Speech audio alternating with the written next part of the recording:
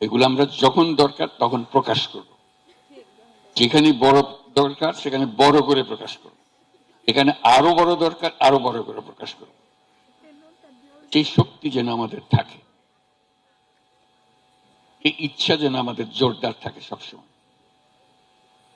আজকে আমার জন্য একটা ঐতিহাসিক দিন, তোমাদের সঙ্গে সাক্ষাৎ পাওয়ার একটা বড় সুযোগের দিন।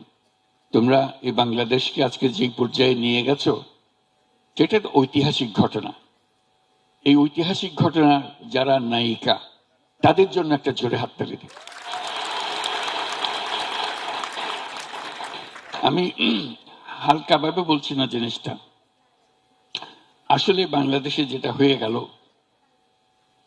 এটার নজির পৃথিবীতে খুঁজে পাওয়া যাবে না। বহু অভ্যুত্থান হয়েছে, বহু রকমের হয়েছে, কিন্তু